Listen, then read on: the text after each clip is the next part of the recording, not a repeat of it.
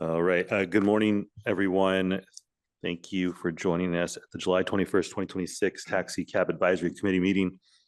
I will begin by introducing Mr. Agustin Hadoyan as the newly appointed member to fill a vacancy in the permit holder of one permit category. And welcome back. Appreciate you being here. With that, we will move to agenda item 1, which is our roll call. Clerk, if you would please conduct the roll call. Members, please make your selection.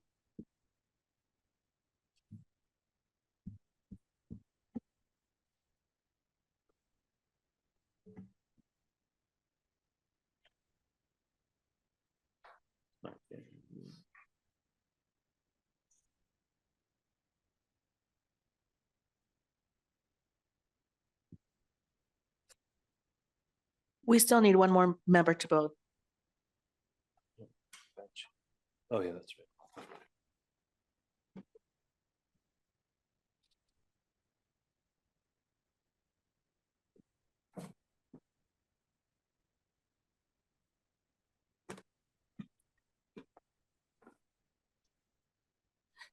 Chair, we have a quorum with 8 members present and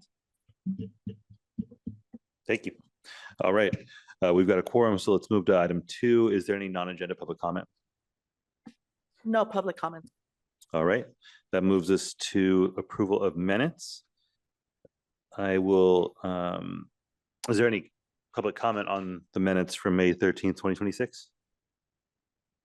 No public comments. All right, then with that, I'll entertain a motion to approve the minutes from May 13th, 2026. Do we have a motion to approve those? Mr. So moved. All right, I've got a motion there. I'll go ahead and second that. We've got a motion and a second to approve the minutes. Clerk, if you'd like to open up voting. Members, please make your selection on your tablet.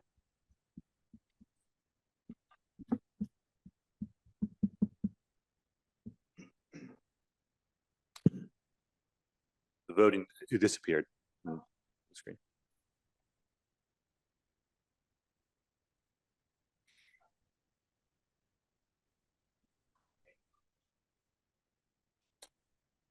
Is it all right just to do a voice vote? Hi, Chair. Sorry about that. If you just give us one moment. Okay. And we'll take a look at this.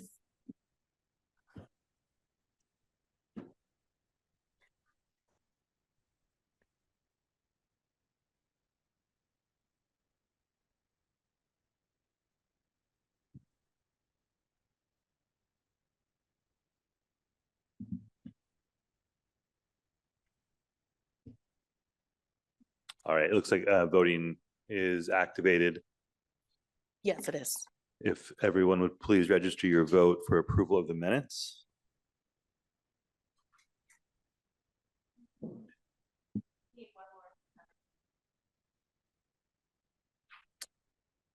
Okay. All right, that passes unanimously 8-0, which brings us to agenda item number 4, which is our Driver Recognition Program Awards. Lenny, if you'd please begin your presentation on our Driver Recognition Program Awards. Good morning, Chair, committee members. Agenda number 4, we will cover the Driver Recognition Program Awards, which are the first awards that MTS, on behalf of for Hire Vehicle Administration, will be presenting to our drivers. We would like to recognize drivers in the taxicab, jitney, and low-speed vehicle categories, as well as the non-emerging transportation and charter vehicle categories. The drivers that demonstrate excellent in customer service, courtesy, and professionalism. I would just like to add that a little bit of background on this. Over a year ago, with our chair, we wanted to come up with ideas that would recognize, again, the drivers in the industry for their hard work. We constantly receive compliments from many of the drivers, and it was a hard decision trying to come around an evaluation to recognize many of the drivers, I should say, that do represent their companies in the cities where they work with professional courtesy and professionalism. Today's recipients were selected based on the following criteria. The driver compliments received by For Hire Vehicle Administration. We also requested feedback from the dispatch services for the taxi cab driver category, and also feedback from non-emergency medical companies, which we reached out to requesting any nominations for any of their drivers. Also feedback from regulatory inspector staff who are out there in constant contact with all of our drivers, ensuring that they are within compliance and displaying professionalism in their daily duties. Today, each driver will receive from each of the respective categories, will receive the following awards: an award recognition certificate, a $100 gift card, 4 car wash tickets. The driver's pictures and their professional profile will also be showcased on the MTS For Hire Vehicle Administration website for 2 months after the award. They will also be receiving a large award recognition vehicle decal. It's a magnetized decal that will be affixed to the driver's vehicle. The decal can remain part of the vehicle as long as the driver continues to drive it. And the decal will look exactly like the posters up there behind you, Chair. Also, we will award them with promotional merchandise from MTS. And the Sheriff's Department licensing has agreed to provide these drivers with a free annual renewal. Every driver needs to have a sheriff ID in order to operate a For Hire vehicle, and the sheriff is providing a free annual renewal once that renewal is due. And with no further ado, we would like to recognize Mr. Ahmed Saad Nejad, who is a permit holder of Erie Cab, and he has been a taxi driver. I just found out today, I thought it was a little bit over 20 years. It turns out that he's been a cab driver for 30 years. I have personally read the positive feedback from many passengers that say many accolades and many kind words on the professionalism and the character of Mr. Ahmed. And on that being said, I would like to recognize Mr. Nejad with a round of applause right now.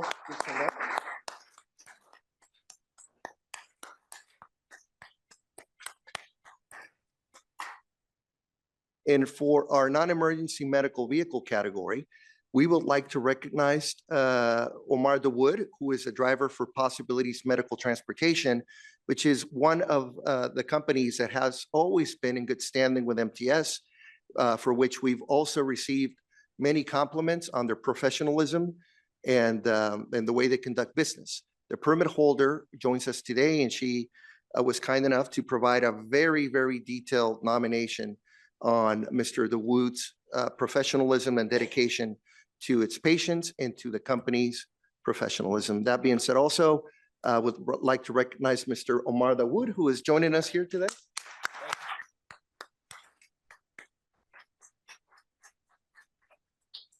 Chair, and with that, we would like the drivers to go up there to the dais and take a picture with you. And I think our CEO, if he's going to do it.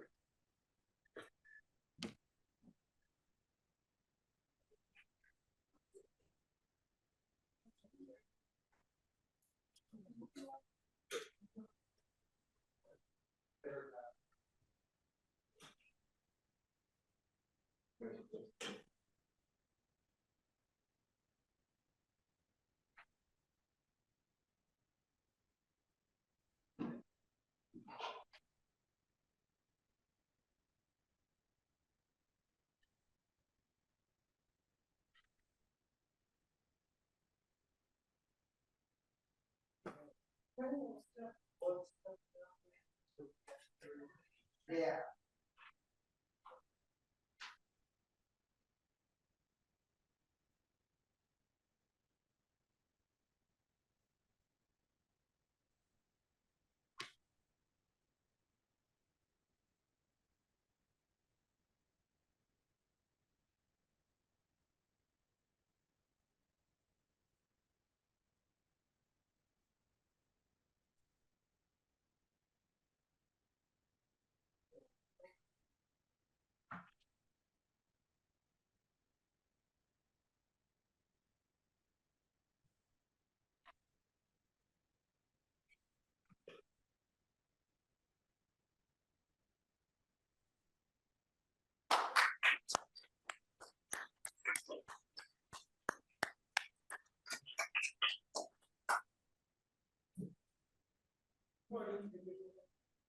That could be, we can leave it like that. We can leave it, yeah, it's okay.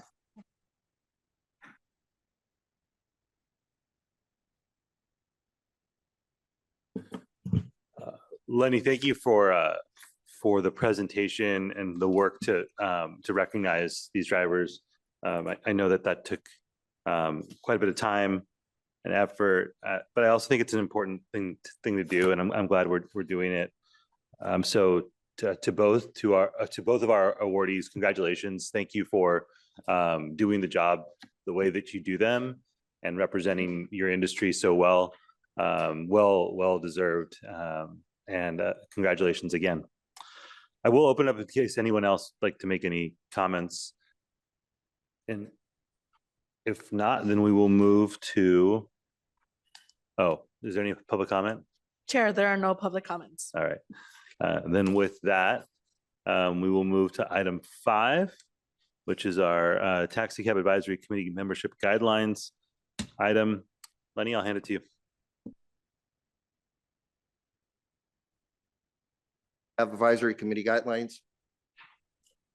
We'll go over the guidelines for this committee, which is comprised of 16 voting members as follows: 1 representative from the MTS board, which is a TAC chair, 1 member for each of the following organizations category serving a 3-year term: San Diego Convention Center, the San Diego Convention and Visitors Bureau, otherwise known as the Tourism Authority, the San Diego Airport, the Gas and Corridor Association, Cross Border Express and United Taxi Workers, and the Board of Transportation Council.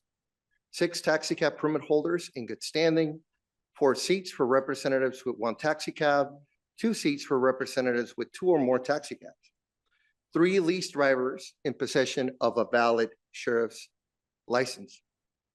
Per the guidelines, any member who misses 4 consecutive meetings may be subject to removal.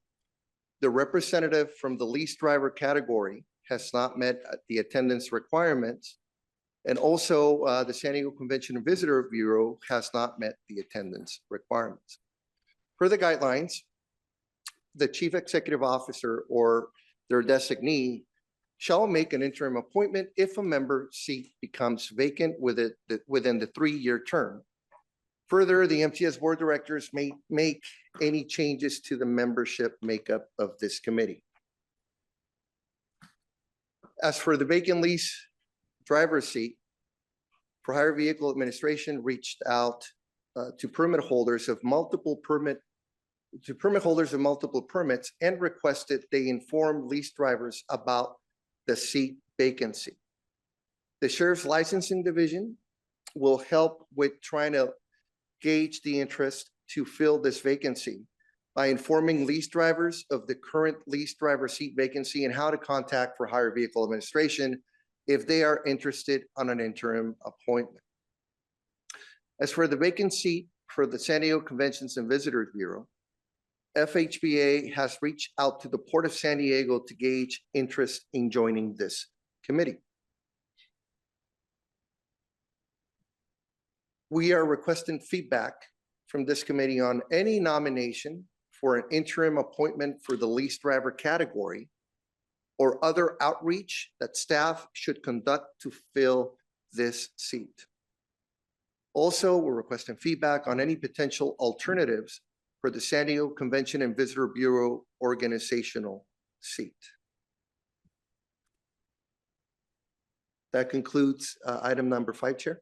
I'm open for any questions. All right, thank you, Lenny. Do we have any public comment? Chair, we have no public comments.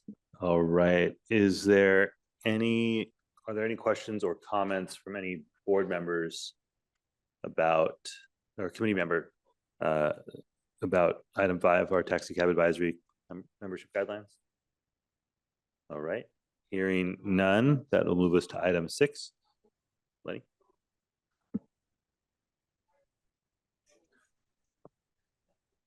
Thank you, Chair. Agenda item number 6 for hire vehicle administration operations update. Many things to cover in this operations update, but we always like to begin by reiterating the importance and for permit holders to understand that the primary communication method is email for all business purposes. It is also the responsibility of our permit holders to check their spam or junk folders and adjust the email filters to accept emails that originate from the MTS domain. We do conduct several outreach methods. One example was the nominations for the award ceremony that we had earlier today. So it is important for permit holders to constantly check their emails as they might receive important notification from for hire vehicle administration. Also a reminder that per the ordinance, any changes in the contact information, being the address, the phone numbers, and most importantly, the email information must be notified to for hire vehicle administration in a timely manner by the permit holders. That way we can communicate and maintain those channels available. That way we can both receive and recognize that email and any communications that for hire vehicle administration might have, that they do reach the permit holders. We find that constantly some permit holders change their emails without notifying us. So at that point, our communications break down and there's really no way for us to follow up. So that's very important. Also, we are available to meet with permit holders, but due to how busy we have been this mid-year, staff is available by appointment only, and all emails or calls are returned by the next business day. We are also transitioning to an online permitting solution that will serve as our main database. It will allow our applicants and permit holders to complete and submit every business transaction that we currently handle, either online or with physical paper forms. Some of those transactions include the applications for new and additional permits, requests for dispatch service changes, surrenders, and return to service requests, annual statements and vehicle inspections that are needed for permit renewals, vehicle insurance, registration, and other documents and forms. Most importantly, credit and debit card payments for all the administrative fees. Once this solution becomes operational, permit holders may fully complete the annual renewal process. For hire vehicle administration, we'll provide an update on the target completion of this online permitting solution at the November 2026 TAC meeting, which is the last meeting of the current. And as part of this transition and to conduct business online, beginning August 1st, next month, for hire vehicle administration will only accept new permit applications through email. Applicants may request information and submit new or additional permit applications via email to the email at the screen, which is FHVA permits@sdmts.com. For hire vehicle administration, staff will respond with guidance and detailed instructions on how to complete the permit issuance process and other business requests. I understand that there are several dispatch services that are willing to assist the subscribers on submitting these emails, and we do appreciate your assistance for the drivers or prospective applicants. Our staff stands ready to process those emails and those requests in a timely manner.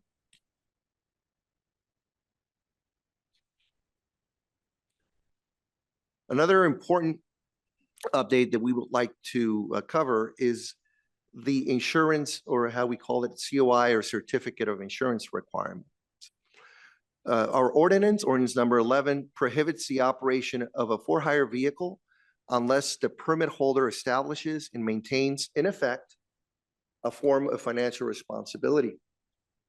Permit holders are responsible of ensuring that their insurance policy remains in effect at all times, and that any renewals are submitted by the insurance broker directly to for-hire vehicle administration before expiration.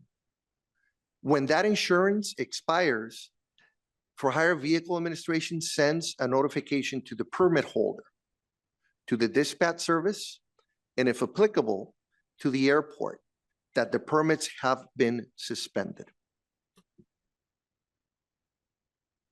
Maintaining valid insurance is needed to ensure public safety for passengers, permit holders, and the general public. To avoid penalties for insurance expiration, permit holders should contact For Hire Vehicle Administration, and if they wish not to renew their insurance for whatever reason that might be, they could request that their permit be placed under voluntary surrender at no charge. Once For Hire Vehicle Administration receives a valid certificate of insurance from the broker, the permit holder can contact us again and request a permit reinstatement of their vehicles at no extra charge. This is very important because if the insurance expires and For Hire Vehicle Administration does not have on record that that permit is surrendered, then the permit, we have no choice but to suspend the permit for not having insurance. At that point, when the permit holder wishes to reinstate their vehicle, we would charge a 70 per the annual fee schedule, a $75 reinspection fee will apply. To voluntarily surrender the permits, it's an easy process. And to avoid a permit suspension and the associated penalties, please contact both of our regulatory inspectors, either via email or with the phone numbers on the screen. And within 24 hours, or maybe in some cases within the same day, we will be able to assist you with placing that vehicle under voluntary surrender. The permit will remain in good standing. And once the permit holder reinstates the permit by having valid insurance, we'll put it back in service within the next day. We cover this operation update due to the fact that we have experienced several suspensions due to not having valid insurance. And it is important to reiterate the importance and the main function of For Hire Vehicle Administration to have oversight that every vehicle operating on the streets has valid insurance. The next operation update has to do with wildcatting enforcement. And these statistics were provided by San Diego Police Department to our regulatory inspector staff. Between May 11th of 2026 and July 5th of 2026, the San Diego Police Department and the California Public Utilities Commission investigators conducted wildcatting focused operations in the San Isidro and Otay Mesa areas. The results between that time frame were 2 investigative stops, 2 administrative citations, and the impound of 2 vehicles using a 30-day California Public Utilities Commission impound code.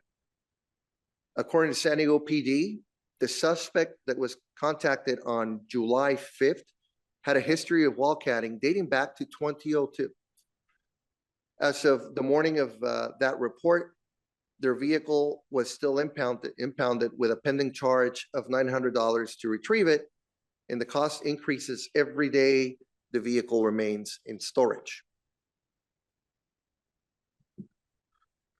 The following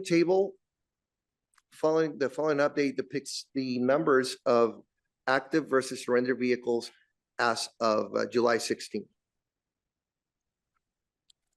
For Hire Vehicle Administration has a total of 1,655 permits in good standing, out of which 1,527 are active and 128 remain under voluntary surrender, which I just explained at the previous update, what a voluntary surrender is.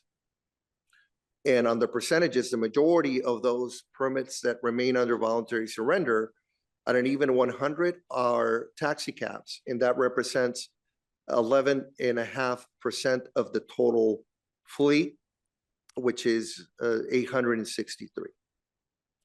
Next, we have 19 permits from the non-emergency vehicle category, equating to 3% of the total 661 that remain under voluntary surrender.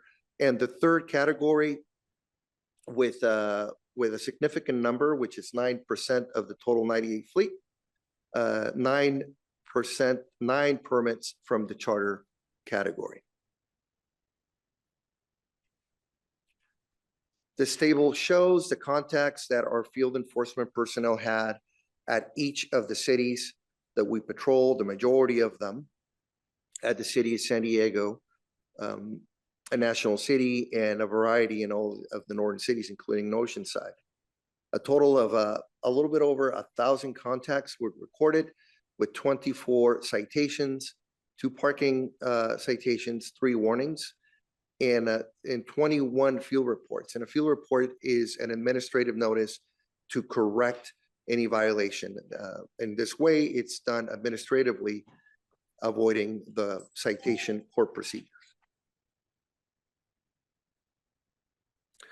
Out of those, a little over 1,000 contacts, the majority were to NEMs and charters at a 56%, and the rest at a 42%, almost 43% to taxis in the city of San Diego and all the cities, including the airport, and also low-speed vehicles and the 6 jitneys that remain in operation. Of the 3 warnings that were issued, 2 of them were for not having a sheriff ID, which means that the driver had not completed the driver ID process with the sheriff's department, which is a violation of the ordinance, or not having an operating permit, which means that they have not done the permitting process with our administration. Warnings were issued. Our inspectors do a great job in following up with these warnings. That way, everybody that was issued a warning can come under compliance at the earliest. This table depicts our customer feedback cases from the last trimester in a comparison to the prior trimester between January and March of the current year. The numbers remain roughly the same. We do see a decrease, I should say, for this trimester on some of the negative customer feedbacks. The only compliment, or the only bar that we would really like to see go up is the compliment one, is the second to the left. But we also had a decrease. But our staff follows up with every compliment, every complaint. We follow through it, and we strive to make sure that the customer that submitted the feedback is informed of our follow-up, and that the driver subject of that customer feedback is notified about it. Also, if in the event that the feedback is positive in the form of a compliment, our staff is quick to recognize that driver by letting them know that one of their passengers or passengers within that time frame has submitted a compliment with a date and time, and we issue a compliment certificate at that time. This table shows the airport trips for the calendar year, keeping track since January. I would like to thank Airport Ground Transportation for providing us with these detailed numbers. And as we can see, TNCs still remain the majority of the market share for ground transportation trips at a percentage of over 90%. These numbers, or these percentages, are similar to the ones from last year. And as everybody can see, they remain constant from the beginning of the year at over 90%. And that concludes the FHVA operations update. Chair, I'm open for any questions, comments, or concerns. Thank you for the presentation, Lenny. Any public comment on this item? There are no public comments. All right. Do we have any questions or comments about the item that Lenny just presented to us? All right. Seeing none, we will move to our next item, which is topics for our next Taxicab advisory meeting. Lenny, I'll let you take it away. Thank you, Chair. Topics for the next Taxicab Advisory Committee meeting, agenda item number 7. We are requesting feedback on what topics should be addressed at the next TAC meeting. Currently, staff recommends the following agenda items. The For-Hire Vehicle Administration 2027 Budget Overview and Fee Schedule. Possible revisions to the Taxicab Advisory Committee membership guidelines. A report on autonomous vehicle passenger service. A report on airport access fees. And the agenda item that's constant on all our meetings, which is the operations update.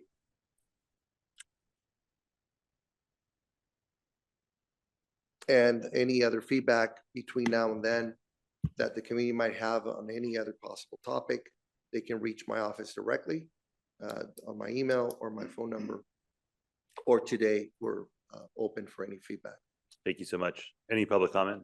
Chair, there are no public comments. All right, we'll turn to members. Oh, really quickly, just a little bit of additional information on the autonomous vehicle passenger service. Rosa, do you want to very putting her on the spot here, but the California Public Utilities Commission received an application, you all might remember, from Waymo to begin operating in San Diego. This is something that this committee has been engaged on. That decision was pushed to the fall, but Rosa, if you don't mind actually providing a quick update on that, because that's kind of the starting point for what our conversation might look like at our next meeting. Yes. Hi, everyone. Many of you were here when we took action at the Taxi Advisory Committee where we protest the application that Waymo submitted for the CPUC. Then that action later got transitioned to the MTS board, which also got support from the board members. So both the TAC and MTS board registered a protest position against the application. We were the two applicants, the two protest positions across the whole state. So unfortunately, we did have a position. The permit was delayed until September 24th, so no action will be taken on issuing the permit, but they are testing driver's lists now in San Diego. They're still testing. They're not licensed to do commercial operations, but we are now moving this action to the city of San Diego. Thank you for that, Rosa. So obviously we're keeping we're keeping our eyes on this. I've said it before, I'll say it again. I think this is an existential threat to the livelihoods of drivers. And what starts is passenger rides will inevitably creep into the delivery of groceries, of food. So anyone who's making an income from driving generally is really threatened from a financial perspective. There's also real safety concerns that we have based on what we've seen in other jurisdictions. So I think this is an important conversation, and I'm looking forward to having it with you all at our next meeting. With that, I'll go to Mr. Zichi.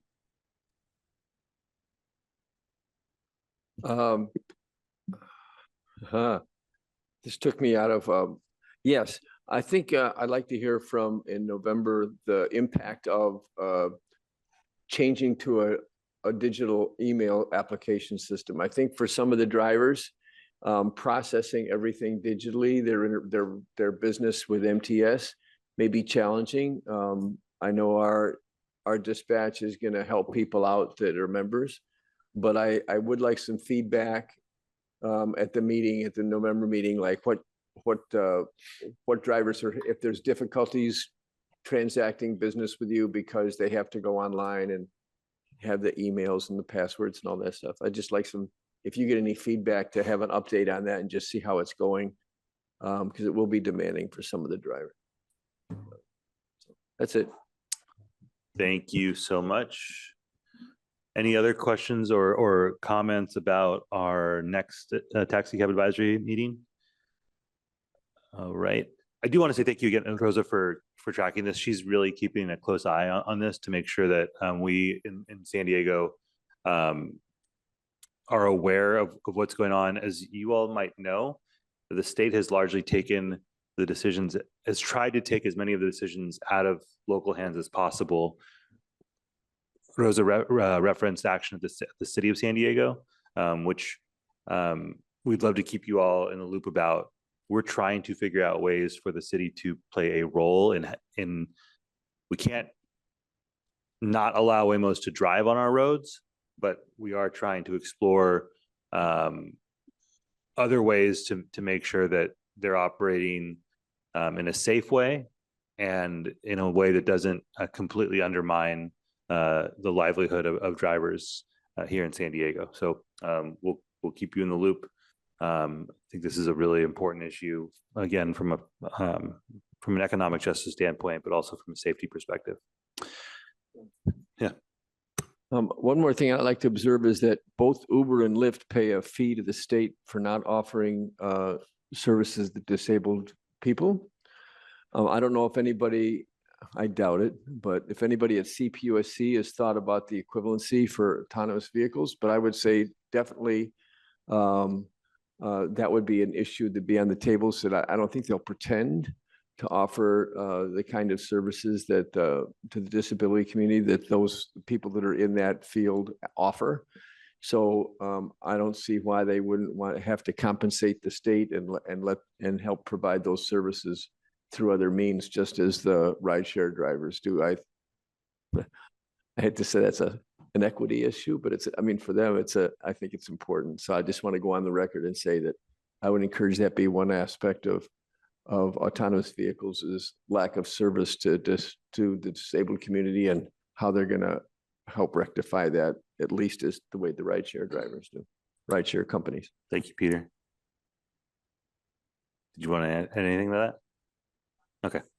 So you're going along the same line of thinking that we're trying to figure out as well, the ADA accessibility and concerns that we have with Waymo. All right. So with that, we will move to agenda item 8, committee member communications and any other business that folks have.